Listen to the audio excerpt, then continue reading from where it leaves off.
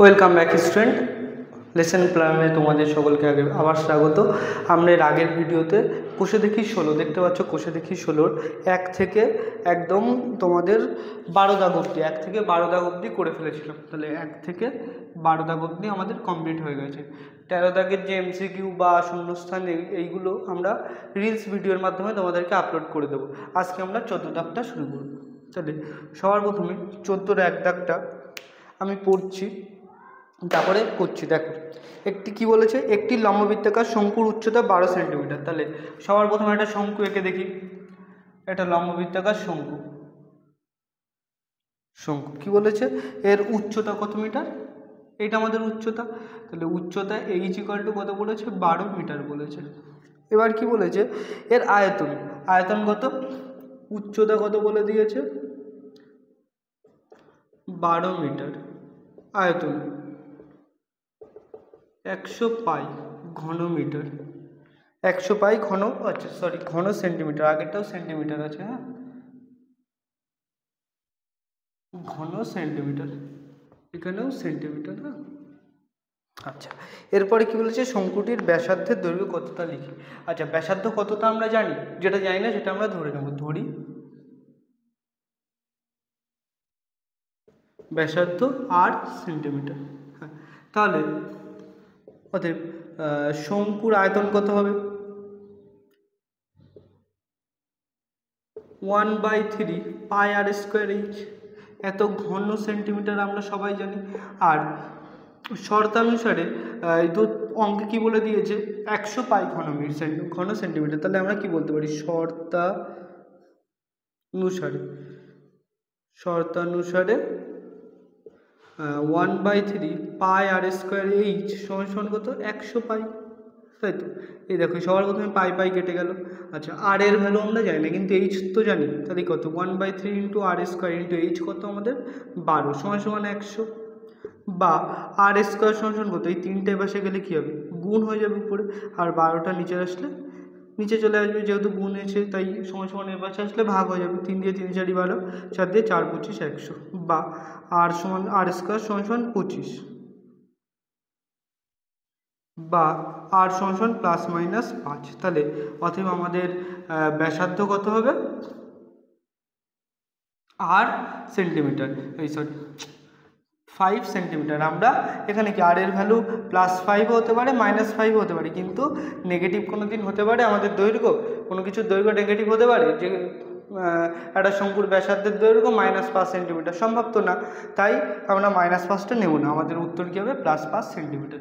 তাহলে আশা করি 1 দাগটা তোমরা বুঝতে পেরেছো। তোমরা একটা দেখে নাও, আশা করি ওই চাইলে স্ক্রিনশটও নিয়ে নিতে পারো। আমি এবার মুছে দিচ্ছি, দিয়ে তোমাদের 2 দাগটা শুরু করব।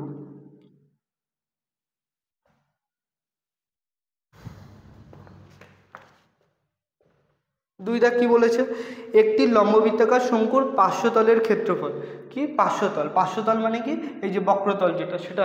আর কি বলেছে? ভূমিতলের ক্ষেত্রফল। তাহলে এই যে এইটা হচ্ছে আমাদের কি পার্শ্বতল, আর এই যে এই তলটা কি, নিচে যে তলটা থাকে সেটা আমাদের সমতল।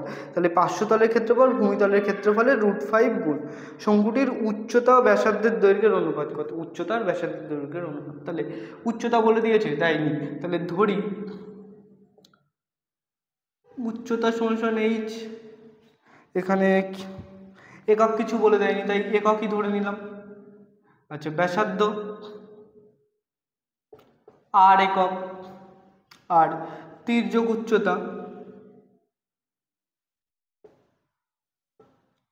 এল একক, তাই তো। এবার কি বলেছে, যে ভূমিতলের ক্ষেত্রফল। আচ্ছা ভূমিতলের ক্ষেত্রফল কত হবে? তাহলে ভূমিতলের ক্ষেত্রফল কত? পাই আর স্কোয়ার, এত বর্গ একক। আর বক্রতল তলের ক্ষেত্রফল কত? পাই আর এল, এত বর্গ একক। এবার কি বলেছে, যে পাই যে ভূমিতলের ক্ষেত্রফল, এই পার্শ্বতলের ক্ষেত্রফল ভূমিতলের ক্ষেত্রফলের √5 গুণ। তাহলে অতএব শর্তানুসারে আমরা কি বলতে পারি, শর্তানুসারে আমরা কি বলতে পারি, পাই আর এল সমান কত? পাই আর স্কোয়ার ইন্টু √5।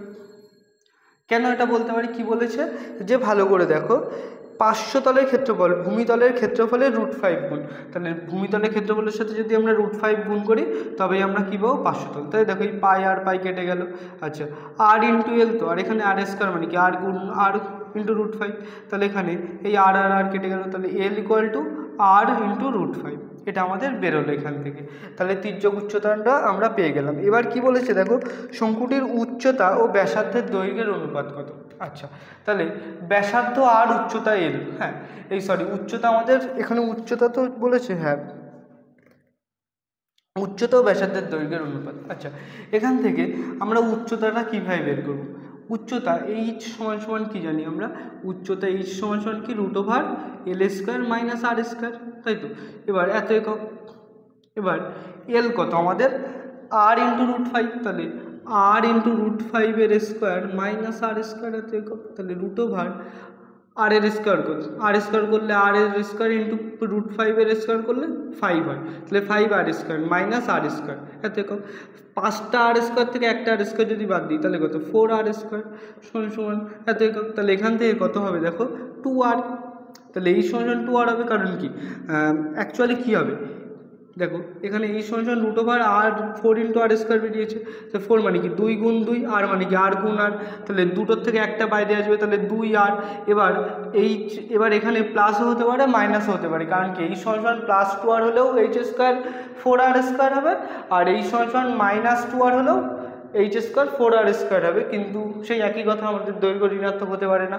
তাই যাই হোক আমাদের h 2r বেরিয়েছে, তাহলে আমাদের আর আর h এর মধ্যে অনুপাত বের করতে বলেছে, তাই তো। শঙ্কুটির উচ্চতা আর ব্যাসার্ধ, তাহলে উচ্চতা h আর ব্যাসার্ধ কত আর কত হবে, h এর ভ্যালু কত বেরিয়েছে 2r বাই আর, তাহলে এই আর আর কেটে গেল 2/1 সমান কত 2:1, তাহলে উচ্চতা আর ব্যাসার্ধের অনুপাত কত 2:1।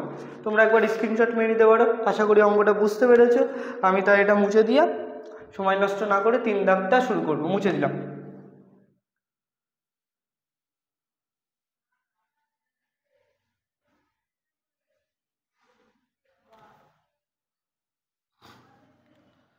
আচ্ছা এবার দেখো 3 দাগ কি বলেছে, একটি লম্ব বৃত্তাকার শঙ্কুর আয়তন ভি একক, তাহলে আয়তন কত বলেছে ভি, হ্যাঁ একক, ভি ঘন একক। আচ্ছা এবার কি বলেছে, ভূমির ক্ষেত্রফল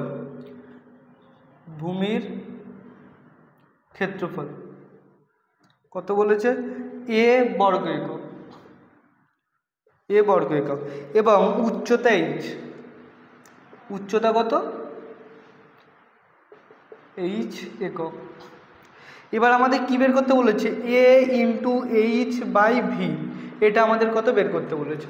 আচ্ছা এবার আমরা তো কিছুই জানি না এই শঙ্কুর ব্যাপারে, জানি না তো, যখন কিচ্ছু জানি না তখন আমরা কি ধরবো, অনেক কিছু ধরে নেবো, যেমন এই ব্যাসার্ধটা আর ধরে নিলাম, আর উচ্চতাটা h বলেই দিয়েছে, তাহলে তির্যক উচ্চতাটাকে আমরা l ধরে নিলাম, তাহলে ধরি ব্যাসার্ধ সমান সমান আর একক, তাই তো। তাহলে আমাদের আসলে আয়তন কত হবে, ভি কত হবে, আয়তন কত 1/3 পাই আর² ইন্টু h, এত ঘন একক, তাই তো। আর ভূমির ক্ষেত্রফল a, এবং ভূমির ক্ষেত্রফল a ইকুয়াল টু কত হবে পাই ইন্টু আর² এত কি বর্গ একক, তাই তো।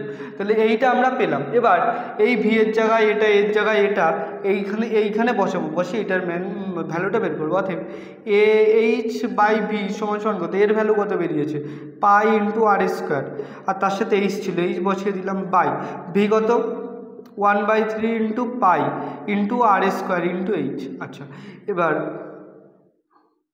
এইচ আর এইচ কেটে গেল, আর² কেটে গেল, পাই কেটে গেল, তাহলে 1/1/3, তাহলে 1 গুণ 3/1 সমান কত 3, এত।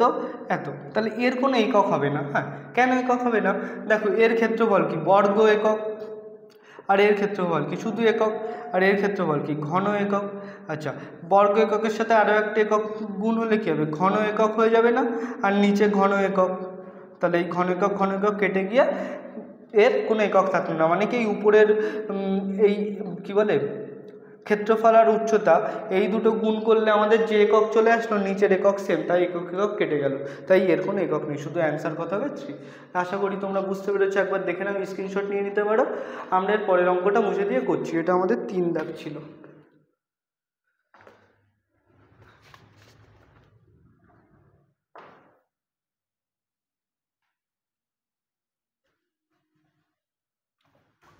চার দাগটা দেখো। চার দাগ কি বলেছে, একটি লম্ববৃত্তাকার শঙ্কুর আয়তন ও পার্শ্বতলের ক্ষেত্রফলের সংখ্যামান সমান। তাহলে আয়তন আর পার্শ্বতলের ক্ষেত্রফল, পার্শ্বতল বলেছে তো, শঙ্কুর আয়তন এবং পার্শ্বতলের ক্ষেত্রফলের সংখ্যামান সমান। পার্শ্বতলের ক্ষেত্রফলের সংখ্যামান সমান। আচ্ছা, এর মানেটা কি দেখো, আয়তন কিছু একটা হতে পারে কিন্তু তার একক কী হবে, ঘন একক।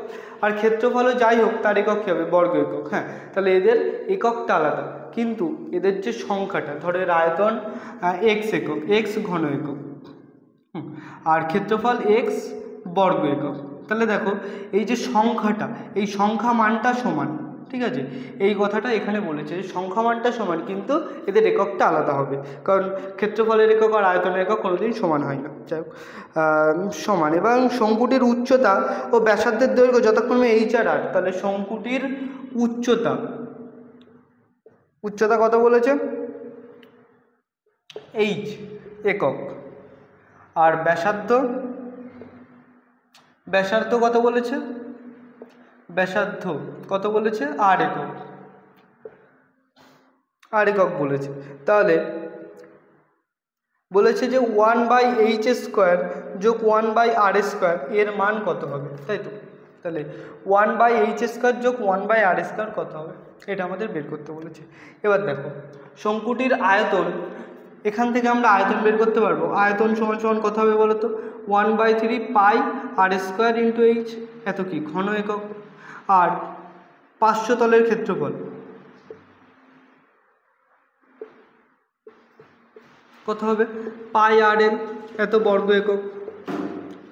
আচ্ছা, এল এর ভ্যালু আমরা কি জানি, এল কত, √r² যোগ h², এইটা তো √r² যোগ h²।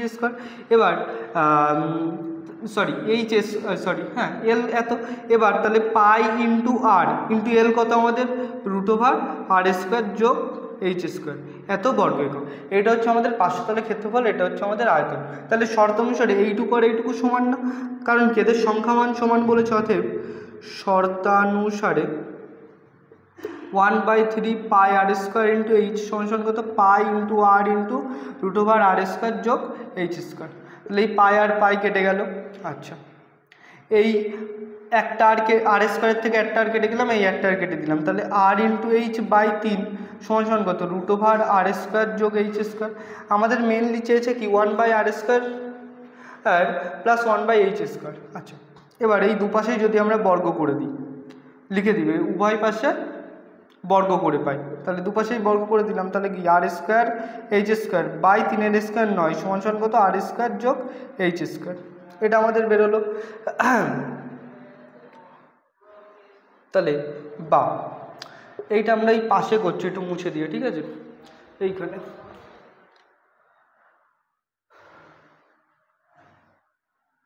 দেখো বা এইটা এপাশে আর এটা এপাশে নিচ্ছি, r² যোগ h² সমান কত, r² h² বাই 9। এবার এই r² h²টাকে যদি এপাশে নিয়েছি তাহলে কী হবে, 1/r² h² ভাগ হয়ে যাবে, এপাশে গুণ ছিল, যোগ r² যোগ h² ইকুয়াল টু 1/9। বা এটা যদি গুণ করে দিই তাহলে r² বাই r² h² যোগ h² বাই r² h² সমান 1/9। দেখো h² h² কেটে গেল, r² কেটে গেল, তাহলে 1/h² প্লাস 1/r² সমান কত বেরোলো, 1/9। তাহলে এটার ভ্যালুই তো আমাদের বের করতে দিয়েছিল, তাহলে এর ভ্যালু কত, 1/9, এটাই আমাদের অ্যান্সার। তাহলে 14-র 4 দাগটা কমপ্লিট হয়ে গেল। হ্যাঁ, তোমরা একবার দেখে নাও, তারপরে আমি এটা মুছে দিচ্ছি। আশা করি দেখে নিয়েছো, তোমরা স্ক্রিনশটে মেরে নিতে পারো।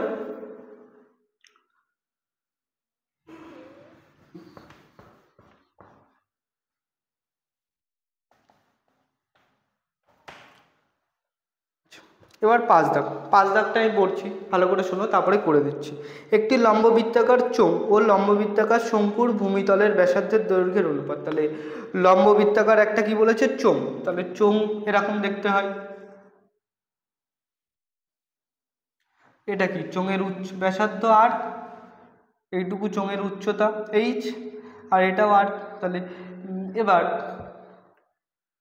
কি বলেছে যে চোঙ ও লম্ববৃত্তাকার শঙ্কুর ভূমিতলের ব্যাসার্ধের দৈর্ঘ্যের অনুপাত। আচ্ছা, তাহলে এটা এর ব্যাসার্ধ যদি আমরা r1 ধরি, এর ব্যাসার্ধটা r2 ধরি, তাহলে এটাও r2 এটাও r2।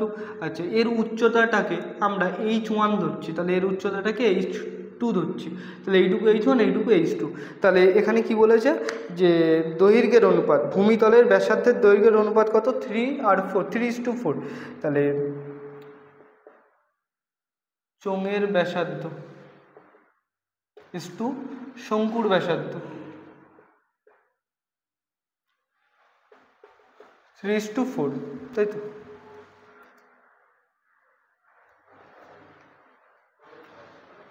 এবং তাদের উচ্চতা, চোঙের উচ্চতা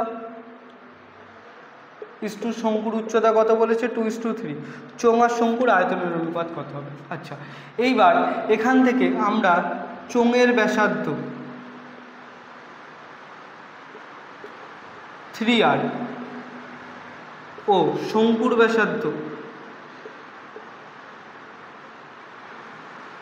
4r ধরতে পারি, এত একক এত একক। আর চোঙের উচ্চতা সমান সমান 3h ও শঙ্কুর উচ্চতা 2h, 2:3 বলেছে, 2h ইন্টু 3h একক, এটা ধরতে পারি। আচ্ছা, এইখানে অনুপাতের থেকে আমরা 2 আছে 3r আর 4r আর 2h আর 3h কেন ধরি, এইটার ব্যাখ্যাটা একবার আমি একটু বলে দেবো, শোনো। দেখো, ধরো 3/3:4 মানে কি 3/4। এবার দেখো 9/12 এর অনুপাত কত বলো তো, যদি কাটাকুটি করি, 3 3 9, 3 4 12 না। আবার দেখো 15/20 এই দুটোর অনুপাত কত, 5 দিয়ে কাটে, 3 5 15, 4 5 20। এবার 3 6 18 আর 4 6 24, 18 আর 24-এর যদি অনুপাত বের করি তাহলে কত হবে, 6 দিয়ে 3 6 18, 4 6 24, 3:4 না। হ্যাঁ, তাহলে দেখো 9/12 অনুপাত, 9 আর 12 অনুপাত 3:4, 15/20 অনুপাত 3:4, 18/24 অনুপাত 3:4। তাহলে এরকম অনেকগুলো দুটো সংখ্যার অনুপাত 3:4 হতে পারে তো। কিন্তু প্রত্যেকটা জায়গায় একটা জিনিস খেয়াল করো, 3/4 সাথে দেখো যদি উপর নিচে আমরা 3 গুণ করি তাহলে এইখানে আমরা আসল সংখ্যাটা পাচ্ছি না। এইটার ক্ষেত্রে 3/4 সাথে আমরা যদি 5 গুণ করি উপর নিচে, মানে কি 3/4 সাথে উপর নিচে যদি 5 গুণ করি তবে আমরা আসল সংখ্যাটা পাচ্ছি না। এখানে দেখো 3/4 সাথে যদি আমরা 6 গুণ করি উপর নিচে তাহলে আমরা আসল সংখ্যা পাচ্ছি না। তাহলে দেখো আমরা যাই হোক অনুপাতের সাথে অনুপাত যে দুটো পাচ্ছি সেই দুটোর সাথে একটা কনস্ট্যান্ট নাম্বার বা যে কোনো একটা সংখ্যা যদি আমরা গুণ করি তবেই আমরা কি পাবো, আসল আমাদের যে সংখ্যাটা সেটা পাচ্ছি না। সেরকম একটা কনস্ট্যান্ট রাশি আমরা আর ধরে নিয়েছি, যে দুটোর সাথেই যদি আমরা আর গুণ করি তাহলে আমরা কি পাবো, সেই আসল সংখ্যাটা পাবো, মানে কি আসল উচ্চতাটা, আসল ব্যাসার্ধটা পাবো। একই রকমভাবে উচ্চতা 2:3 বলেছে, তাই 2-এর সাথে ধরে নিচ্ছি আমরা এইচ একটা সংখ্যা, সেটা গুণ করলে আর 3-এর সাথেও সেই এইচই গুণ করলে আমরা আসল উচ্চতাটা পাবো। তাহলে আশা করি এই অনুপাত দেওয়া থাকলে আমরা কেন এখান থেকে একটা কনস্ট্যান্ট সংখ্যা গুণ করে আসল সংখ্যাটা ধরি সেটা তোমরা বুঝতে পেরেছো, ঠিক আছে।